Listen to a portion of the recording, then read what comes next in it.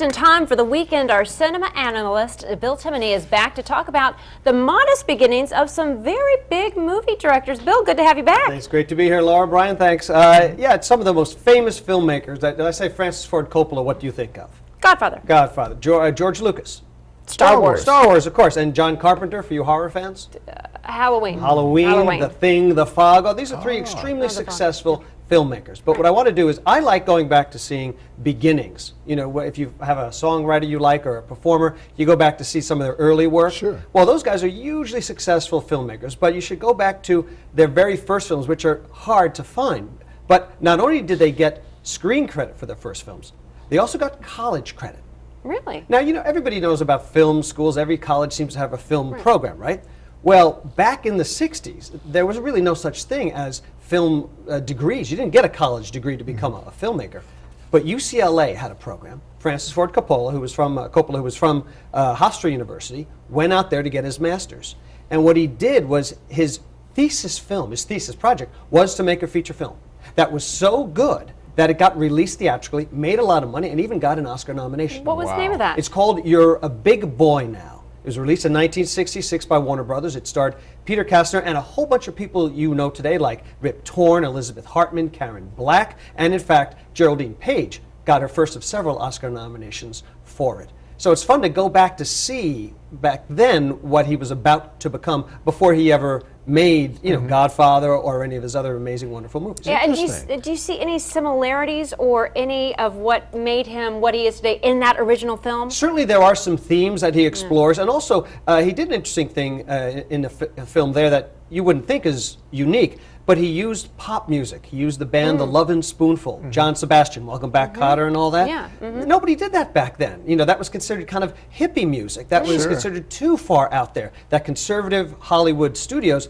didn't go there. And Coppola really started that trend of using contemporary pop music for young audiences as a soundtrack for his film. Do you find that's a common, there is in all of these great guys, whether it's Coppola or Lucas or Carpenter, that there was a common thread to all of their movies? I think the common thread that you're looking for, and I think you're exactly right, is there is innovation. You see something that you really hadn't seen in a while, and it's because, yes, they're young, and they're bringing a fresh eye to it, but very often they're going into traditional formats. Like George Lucas, you can't argue Star Wars was unique. The story was basically Buck Rogers from the 1930s. Sure. But he was using special effects in a way that we really hadn't seen before. So yeah, we may know him from Star Wars. But Lucas was going to UCLA to his film program. He was a PA on Coppola's film. Coppola liked him. He said, "What are you doing in your class for your project?" And he showed him this short film he was making called THX. Coppola liked it so much, when he formed his big company, he hired Lucas to make a film version out of THX 1138. Okay, now THX, and maybe I'm completely off track here, but I think I see that on credits in some movies. All the time. What does it stand for? What does it mean? Does it have anything to do with that movie? You'll see it in Lucas's film he made before Star Wars, American Graffiti. It's Harrison Ford's license plate on his car.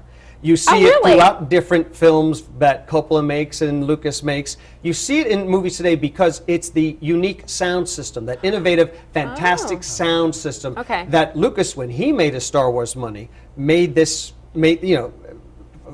technical company that made sound systems, new sound systems for the movies, and they called it THX 1138. And do you know where that's from? No. When he was growing up in the San Francisco area, George Lucas, THX 1138 was his phone number. Phone number.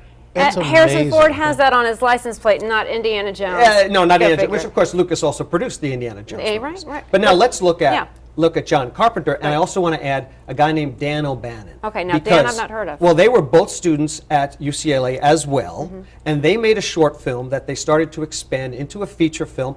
And like THX, like Your Big Boy Now, and unlike any other college student film, it got a theatrical release and made money. Wow. So not only do you see where Carpenter is going to go when you watch Dark Star, which is an outer space thing about these guys on an outer space ship on a long mission, and they hate each other, and you know, there's an alien on board who they always have to pick up after. That's not only Carpenter, before he makes Halloween and before he makes The Fog and The Thing, but Dan O'Bannon, who wrote it. He was so frustrated that their alien was basically a beach ball with gloves that he swore, my next film, when I get to do an alien, I'm going to go big. And that's Alien. Oh, so he He put his money where his mouth because is, of the literally. budgetary limitations of Dark Star, that's what prompts O'Bannon to create the movie series Alien. And think of all those sequels and franchises and remakes we've had for Alien. So there's interesting that Lucas and Coppola worked together, went to school together, They did. collaborated. Well, and they're in then- L.A., and- Yeah, right. And I'll give you one more. A guy named Dennis Murrin, who was going to school at Pasadena City College at the same time. He loved stop-motion animation, making stop-motion monsters. And he made a short film while he was at Pasadena City College called Equinox. And Equinox is a scary thing about kids that go into a cabin in the woods and finding monsters. Lucas saw it, hired him, and hired O'Bannon to work on special effects for Star Wars. Dennis Muren has gone on to do the special visual effects for Jurassic Park, E.T., Wow. Terminator 2, all from this little college film, and he has more Academy Awards than any person alive. He's won 9 Oscars for Is his that the amazing guy that work. doing all those low-budget movies? Well, he started doing low budget, but you might be thinking about the Evil Dead movies of Sam Raimi. Those guys who made Evil Dead, Bruce Campbell, those guys, their movie Evil Dead was an homage. Well, they stole the idea from Equinox. So you go to those movies way back then to see what the movies became. But Brian was talking about a common thread. They all went to college, and when you think of actors and actresses, that not always, That's not always the case. But before them, there really wasn't film schools to go to. Once they became successful, everybody wanted to go to film school. And we have to end it there. Bill Timoney, thank you so much. It's my pleasure.